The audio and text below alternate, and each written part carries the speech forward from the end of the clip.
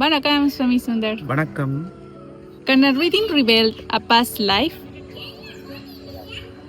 இந்த past life அப்படின்றது முன் ஜென்மம், நாம் போன பிறவியில் செய்த பாவங்கள் அப்படின்னு சொல்லக்கூடியது. பாவம் செய்தால் தான் மனித பிறவியாக பிறக்கிறோம். அதனுடைய தண்டனைகளை அனுபவிக்கிறதுக்காகவோ அதை கடந்து போகிறதுக்காகவோ அதுக்கு உண்டான வழிபாடு செய்கிறதுக்காகவோ அடுத்த பிறவியில் பிறக்கிறோம்.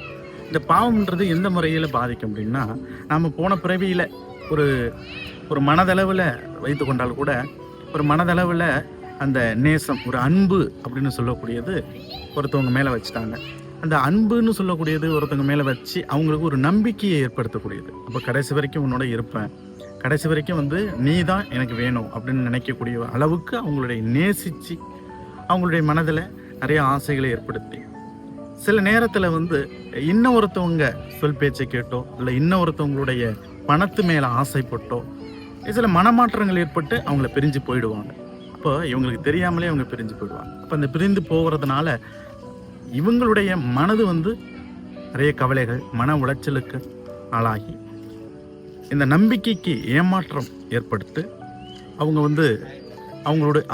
அவங்களாவே அடித்து கொள்வது. அப்போ தற்கொலை செய்துகள், சூசைட் பண்ணிக்கிறது, இந்த மாதிரி அமைப்புகள்லாம் இருக்குது. இது ஒரு கர்மாவாக எடுத்துக்கலாம். அப்போ அந்த கர்மா இந்த பிறவியில் அடுத்த பிறவியில் இவங்களை எப்படி தொடரும் அப்படின்னா, இவங்களுக்கு எந்த வழியில் வேணாலும் இவங்களோட நெருங்கி இருக்கிறவங்க ஒரு பாசமாக இருக்க மாட்டாங்க, ஒரு அன்பு காட்ட மாட்டாங்க, ஒரு பகையாகவே இருப்பாங்க. ஒரு மனைவியாக இருந்தாலும் கடைசி வரைக்கும் இவங்களோட இருந்தாலும் ஒரு சண்டை சச்சரவுகளோடு தான் இருப்பாங்க. மன நிம்மதின்றது இருக்காது. மனதளவில் யாராலையும் இவங்களுக்கு ஆதரவு கிடைக்காது, நல்ல உதவி கிடைக்காது. அப்போ இந்த ஒரு பாவமாக சொல்லலாம். சில பேர் இந்த மருத்துவ வழியில், பண வழியில் ஏமாற்றம் செய்திருப்பாங்க. பண வழியிலன்னா பொருளாதார ஏமாற்றம், சொத்து பிரச்சனைகள்னு சொல்கிறோம். இந்த சொத்து பிரச்சனைகள் அப்படின்றது முன் ஜென்மத்தில் நாம் சில பேருடைய தன்னுடைய உடன் பிறந்தவங்களோ இல்லை சில ஏழை மக்களுடைய நிலங்களை நாம் அபகரிச்சிருப்போம். அந்த பாவங்கள்ன்றது தொடரும். அவங்க விட்ட சாபங்கள் அப்படின்றது இருக்கும், அவங்களுடைய மன உளைச்சல்கள் இருக்கும். அப்போ நாம் அந்த பிறவியில் நிம்மதியாக வாழ்ந்துருவோம். அபகரிச்சதுனால நாம் நிம்மதியாக வாழ்ந்துடலாம். ஆனால் அடுத்த பிறப்புன்றது அதே மனைகள் வழியில் இவங்களுக்கு பெரிய பாதிப்புகள் வரும். அந்த பாதிப்புகள்ன்றது நிறைய சம்பாதிச்சிருப்பாங்க, நிறைய நிலங்கள், நிறைய வீடு மனைகள் எல்லாம் இருந்தாலும் அதை அனுபவிக்கவே முடியாது. கடைசி வரைக்கும் அந்த இடத்துல அவங்களுடைய பாதத்தையே வைக்க முடியாது. அந்த மாதிரி ஒரு பாவம் அப்படின்றது தொடரும். இப்போ சில பேர் கேட்பாங்க, எனக்கு 4 மாடி கட்டிட்டேன், நிறைய வீடு இருக்குது, என்னால் அந்த இடத்துல வாழ முடியல அப்படின்னா மண்மனை சாபம் அப்படின்றது இருக்கும்.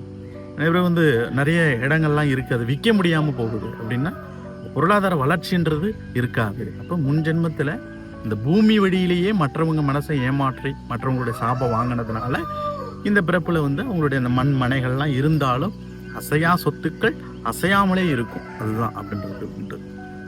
அதே மாதிரி அசையும் சொத்துக்களாக இருந்தாலும் ஒரு வண்டி வாகனங்கள் வாங்கினா ஒன்று ஆக்சிடெண்ட்டில் அது முடிஞ்சிருச்சு, ஒரு கார் வாங்கினா அது ஓட மாட்டேங்குது, ஒரு ப்ராப்ளமாக இருக்குது, கடைசி வரைக்கும் அது ரிப்பராகவே இருக்குது.